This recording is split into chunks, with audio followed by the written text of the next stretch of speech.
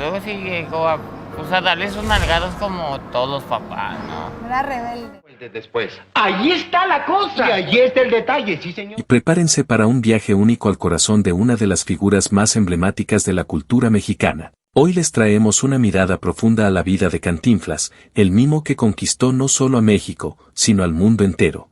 Pero esto no es solo una historia más sobre el peladito que todos conocemos, porque lo que estamos a punto de revelar va mucho más allá de su carrera en el cine. Por primera vez, el nieto de Cantinflas, que creció rodeado de los secretos de la vida privada del comediante, hablará abiertamente sobre su familia, sus amores secretos, los desamores que marcaron su vida, y esas controversias que muchos han tratado de ocultar durante años. ¿Qué se esconde tras la imagen de este ícono de la risa? Quebré en 1000 pedazos. Yo crecí escuchando historias de mi abuelo, de su vida antes de ser el gigante que todos conocen. En su casa, en el corazón del centro de la Ciudad de México, mi abuelito vivió como cualquiera de nosotros, en una vecindad, con una familia grande y un papá que apenas alcanzaba para lo básico. Desde niño, Mario tuvo que trabajar de todo, para ayudar a su familia. No fue fácil, pero eso forjó su carácter y su sentido del humor. Siempre me cuenta que, entre tantas dificultades, el humor era lo único que le daba paz. Y fue esa risa lo que lo llevó a lugares que ni él imaginaba. Muchos no saben que antes de ser el peladito, que todos conocemos, Mario probó suerte en trabajos muy distintos, telegrafista, boxeador, hasta soldado. Sin embargo, las cosas nunca fueron fáciles. Lo expulsó, pero, a pesar de todo eso, mi abuelo no se rindió. Encontró trabajo en circos, en carpas, esos lugares que nadie respetaba mucho. Que me van a pantallar, esta no es la forma de agarrar un hombre honrado. Eso no se me olvida, porque Pero en esos lugares, y lo hacía para sobrevivir.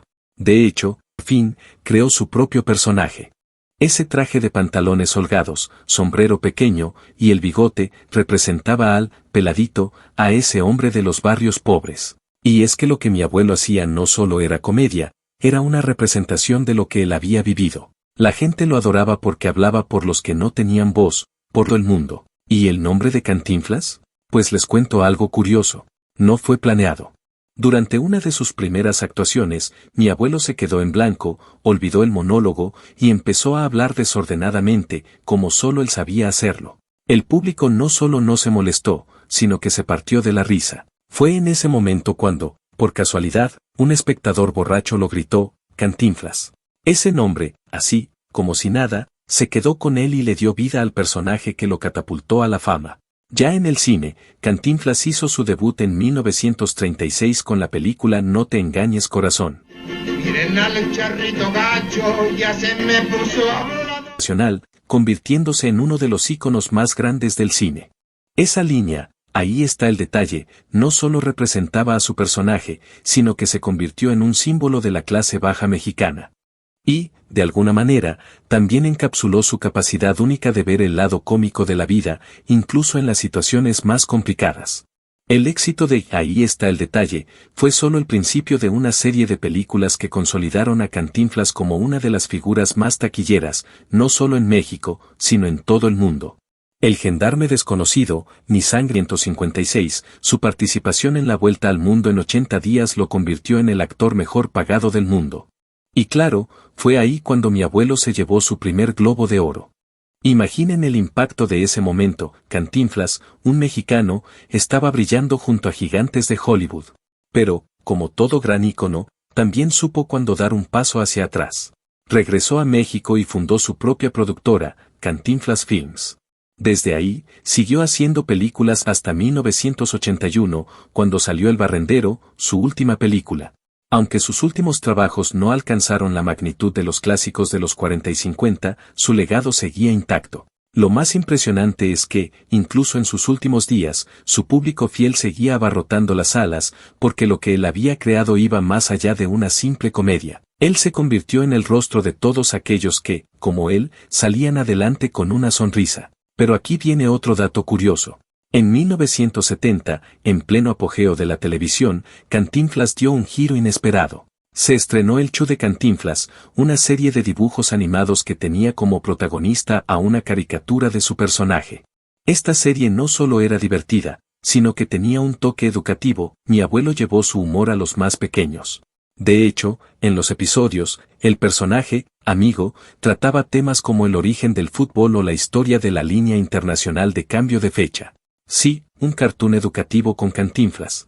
¿Quién más podría hacer todo esto y aún ser recordado con tanto cariño? Darles expresión a los desvalidos, los peladitos, y motivó el contento a todos. Cantinflas, el hombre que nos enseñó que a través de la risa podemos enfrentar las adversidades de la vida, dejó un legado que sigue vivo en cada rincón del mundo. Imagina un México donde las risas de miles de personas se escuchaban en cada rincón, un país entero que aplaudía al hombre que transformó la comedia en un arte. Pero, como toda gran historia, la suya también tuvo su final. El 20 de abril de 1993, el país entero se paralizó. Cantinflas, el hombre que hizo reír a generaciones, nos dejó a los 81 años. Cuando yo me decidí y ya vestía mi personaje, yo me puse el nombre y me lo puse para que... Su muerte no solo fue una pérdida para México, sino para el mundo entero. La noticia fue tan impactante que el país entero estuvo de luto durante 3 días. Aquella despedida fue tan solemne que incluso el Congreso de los Estados Unidos le rindió homenaje, guardando un minuto de silencio. Un reconocimiento que no se veía todos los días. Pero Cantinflas no solo dejó una sonrisa en el rostro de todos los que lo conocían. Su legado trascendió fronteras. Aunque su carrera en Estados Unidos no alcanzó las mismas dimensiones que en México, su estrella brilló con fuerza al recibir un lugar en el Paseo de la Fama de Hollywood. Además, 2 nominaciones al Globo de Oro le dieron el reconocimiento internacional que su talento merecía. Y no es todo. En 1992, el nombre de Cantinflas pasó a formar parte de nuestro vocabulario como sinónimo de hablar o actuar de manera disparatada, de una forma que solo él podía hacerlo. Un legado inmortalizado en el lenguaje, y qué mejor ejemplo de su estilo único que la película Ahí está el detalle. Ese momento en que el actor se convirtió en la encarnación misma del cantinfleo, dejando a todos boquiabiertos con su talento. Pero no todo fue solo luces y aplausos en la vida de Cantinflas. En la cima de su fama, enfrentó controversias, una de las más grandes, el escándalo del supuesto robo de su personaje. Un personaje que, según algunos, tenía demasiadas similitudes con un cómic llamado Chupamirto, creado en 1927. Este personaje, creado por I. Collantes y el ilustrador Jesús Acosta Cabrera, era un peladito de los barrios bajos, astuto y encantador, muy parecido a la figura que Cantinflas popularizó en el cine. Las acusaciones volaron y se desató un debate sobre la autenticidad de su creación, pero eso nunca opacó la figura de Cantinflas como uno de los grandes genios de la comedia. Y si hablamos de su figura, no podemos olvidar cómo con el tiempo, su imagen se fue perfeccionando. Lo que comenzó como un atuendo sencillo, su imagen fue construida a lo largo de los años hasta convertirse en un ícono que solo él podía llevar. Cuando comparas los primeros dibujos de Chupamirto con las primeras apariciones de Cantinflas, las similitudes son innegables. ¿Quién podría pensar que 2 personajes tan parecidos en apariencia, historias y estilo, terminarían protagonizando un escándalo? Pero, a pesar de todo, el impacto de Cantinflas no puede ser cuestionado. Para su limpieza, aunque haya vez. Falleció anoche a los 81 años de edad, víctima de padecimientos respiratorios en su residencia en la Ciudad de México. Su humor, sus gestos, sus historias, siguen haciéndonos reír décadas después de su partida. Porque, al final, Cantinflas no fue solo un hombre que hizo reír, fue una leyenda que le dio vida a un estilo de comedia incomparable y que, aunque ya no esté con nosotros, sigue haciendo historia. Voy con algo que siempre me preguntan, el tema de Chupamirto. Todos los que lo conocían sabían que había una especie de debate sobre si mi abuelo había tomado inspiración de ese personaje. Y la verdad, mi abuelo siempre negó que fuera así. Incluso cuando algunos de sus colaboradores más cercanos, y hasta personas de su círculo más íntimo, sabían que existía una tira cómica con ese personaje, él siempre se mantuvo firme en que no tenía relación alguna. Lo curioso, y esto pocos lo saben, es que el creador de Chupamirto, Jesús Acosta, acabó siendo el encargado de hacer los cómics oficiales de Cantinflas. También diseñó muchos de los pósters de las películas de mi abuelo. ¿Imaginan la ironía, no? Ese personaje que supuestamente había inspirado a Cantinflas ahora estaba trabajando directamente con él. Y aunque en los años 30, mi abuelo compartía escenario con José Muñoz, quien adoptó ese nombre de Chupamirto, mi abuelo jamás dejó que eso lo definiera. No se puede negar que había influencias, claro, pero era más que todo un reflejo de la época, de las carpas, de los cómicos que estaban ahí luchando por salir adelante, que está detrás de cámara. Lo cierto es que mi abuelo siempre dijo que la creación de Cantinflas fue algo muy suyo, algo que vino de sus vivencias, de su ingenio y de la conexión que sentía con el pueblo. Pero claro, no todo en la vida de mi abuelo fue tan sencillo. A pesar de su éxito, hubo aspectos más complicados, como su fama de ser un hombre infiel. Mi abuela Valentina, con quien estuvo casado por 32 años, lo amaba profundamente. Pero la vida de mi abuelo no era fácil, y su relación con las mujeres fue siempre un tema de conversación. Dicen que, donde ponía el ojo, ponía la bala. Y eso, de alguna manera, siempre fue parte de su naturaleza, aunque también quiero decir que mi abuela, Valentina, siempre fue su gran amor, la mujer que estuvo a su lado, incluso cuando las cosas no eran fáciles. Ellos se conocieron cuando él era un joven actor que apenas comenzaba en las carpas y ella una bailarina rusa, joven y llena de sueños. No tenían el dinero ni la fama que llegaron a tener después, por lo que su boda fue algo muy sencillo. Y, aunque la vida no les permitió tener hijos biológicos, adoptaron a mi papá, Mario Arturo, a quien siempre amaron con todo su corazón. Cuando Valentina falleció debido a una enfermedad invasiva, mi abuelo quedó devastado. Aquella pérdida lo marcó profundamente. Mi abuelo vivió muchas cosas que la gente no sabe, y por supuesto, no todo fue luz. Pero lo que puedo decir con certeza es que siempre fue un hombre de principios, un hombre que de su carrera involucró a un niño adoptado, cuya paternidad nunca fue confirmada, pero que rápidamente se convirtió en tema de conversación. Los papeles oficiales decían que los padres del niño eran desconocidos, pero las habladurías no tardaron en surgir. ¿Y si el niño no era adoptado? ¿Y si, en realidad, era su hijo biológico? Las lenguas más afiladas señalaron a una de las muchas amantes de Cantinflas como la madre del pequeño. Entre ellas, se mencionó a Mary Roberts, una joven estadounidense que llegó a la Ciudad de México en 1959. La historia contada por algunos decía que Cantinflas la había ayudado tras quedar atrapada en un lío con unos amigos que la dejaron colgada con una cuenta en un hotel. Pero más allá de los rumores, lo cierto es que nunca se aclaró si ese niño era o no hijo suyo, dejando una sombra de misterio sobre la familia Moreno. Y si pensaban que esto era lo único que sacudió la vida de Cantinflas, déjenme contarles sobre Miroslava. Una mujer que puso su corazón en manos de Mario Moreno, convencida de que él dejaría a Valentina por ella. Miroslava, la estrella de cine, creía ciegamente que, algún día, Cantinflas cumpliría su promesa y se divorciaría para estar con ella. Pero, como muchas veces ocurre en historias llenas de pasiones, la verdad fue mucho más cruel. Cantinflas, en una carta desgarradora, le confesó que jamás dejaría a su esposa, Valentina, y le pidió que dejara de hacerse ilusiones. Miroslava, devastada por la traición, pasó de la esperanza a la desesperación. Según Ernesto Alonso, alguien cercano a este enredo, la tragedia de Miroslava era aún mayor. Él acusó a Cantinflas de jugar con los sentimientos de la joven actriz durante años. Prometió y prometió, decía Alonso, pero nunca cumplió. Miroslava cayó en una profunda depresión, una que, por desgracia, nunca pudo superar. El hombre que tanto había amado, el hombre que le había prometido un futuro juntos, la dejó rota, enfrentando una realidad que nunca imaginó.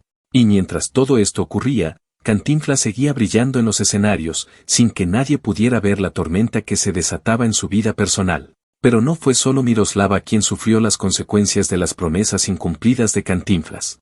A lo largo de su vida, él mostró una preferencia por mujeres jóvenes, hermosas y, sobre todo, extranjeras. Una de ellas fue Rosita Fornés, una cantante, actriz y bailarina que, como tantas otras, cayó bajo su hechizo. En el documental Rosita Fornés, Mis tres vidas, la misma Rosita relató cómo Cantinflas la conquistó. Se acercó a ella durante sus ensayos, la cortejó, e incluso pidió permiso a sus padres para salir con ella. Pero los padres de Rosita, algo desconfiados, le pidieron que esperara un tiempo. Y poco después, Cantinflas regresó a hablar con ellos, pero lo que les revelaron cambió el curso de la historia. A pesar de las promesas de divorcio, de las palabras dulces, los padres de Rosita descubrieron que, en realidad, Cantinflas nunca había comenzado el proceso de separación con Valentina. Lo que él quería, de hecho, era conquistarla, no cambiar su vida, no romper su matrimonio. Era solo una jugada más de un hombre atrapado entre su fama y sus deseos, entre las promesas vacías y la verdad de su vida personal. Así, Cantinflas se convirtió en un hombre con dos caras, una en la pantalla, donde hacía reír a todos, y otra detrás de la cámara, donde jugaba con los sentimientos de mujeres que confiaban en él. Un hombre cuya vida privada, aunque guardada en silencio por muchos años, sigue siendo un tema de discusión y, en muchos casos, de tristeza para quienes estuvieron. También tenía sus pasiones, y muchas de ellas, bueno, no eran tan fáciles de llevar. Un buen ejemplo de esto fue su famosa frase: quiero llevarme esa flor para mi propio jardín. Eso lo decía con una sonrisa, como si estuviera jugando con la vida, pero la verdad es que sabía lo que quería. En muchas ocasiones, incluso decía que estaba en proceso de divorcio, que todo estaba bajo control. Pero lo cierto es que había momentos en los que se metía en líos que ni él mismo podía controlar. Cuando llegó Rosario, Charito, Granados a su vida, la cosa se puso interesante. Charito era una actriz argentina de esas que no se olvidan. Bellísima, con una presencia que deslumbraba. De esa relación, nació un hijo, Mario Figueroa Granados. Pero, lo más sorprendente fue que, a pesar de ser su hijo, mi abuelo nunca lo reconoció. La noticia salió a la luz a través del periodista Miguel Ángel Morales, quien escribió Cantinflas, amo de las carpas. Cantinflas seguía adelante con la relación, pero las tensiones no paraban. Un día, mi papá, que nunca estuvo de acuerdo con la relación, llegó a amenazar a mi abuelo, diciéndole que si se casaba con Irán, le haría daño. Eso, obviamente, dejó a Cantinflas en una situación muy complicada, y tuvo que ceder. Les dijo a Irán y a su familia que no podían casarse, pero que seguirían viéndose en secreto, como si de alguna forma eso pudiera arreglar todo. Pero, como suele pasar en las historias de amor complicadas, las cosas no terminaron bien. En un momento de mucha tensión, Irán perdió el control y, según cuentan, le dio una bofetada a mi abuelo, echándolo de su casa. Fue un momento que dejó claro que la relación ya no tenía futuro. Irán le dijo que jamás lo buscaría de nuevo. Algunos dicen que el problema también fue profesional. Mi abuelo quería que Irán dejara su carrera, pero ella no estaba dispuesta a hacer decisiones complicadas y muchas veces, el precio de su fama fue más alto de lo que muchos imaginaron. Mi abuelo, Cantinflas, era un hombre que vivió bajo el reflector todo el tiempo, pero detrás de esas risas y personajes icónicos había una vida personal llena de complicaciones. Y como cualquier figura pública de su tamaño, las controversias no tardaron en aparecer. Y si bien el legado de mi abuelo está marcado por su talento, también tuvo que enfrentar algunas situaciones legales realmente pesadas que muchos ni siquiera imaginan. En 1989, algo realmente fuerte pasó. Ho Chat, una mujer que trabajó como su empleada doméstica, lo demandó por maltrato. La historia que no muchos saben es que, al principio, se decía que había existido una relación marital entre ellos, pero eso no era cierto, no había ni matrimonio ni nada de eso. Era solo una empleada que, por razones que aún no entiendo, decidió irse por ese camino. Y la propiedad del lugar, las personas que vivían en su entorno, sabían que mi abuelo no solo tenía una esposa, Valentina, sino que también mantenía varios romances a lo largo de su vida. Y eso, por supuesto, no pasó desapercibido. En ese contexto, Ho Chat no fue la única mujer que apareció en su vida, y las complicaciones personales, en especial las que involucraban a mujeres, fueron un factor clave en esa demanda. Yo sé que hoy, desde la distancia, parece que todo eso quedó en el olvido, pero cuando eres el nieto de alguien como él, te das cuenta de que todo lo que parecía perfecto, en realidad estaba lleno de capas de conflictos que nadie vio.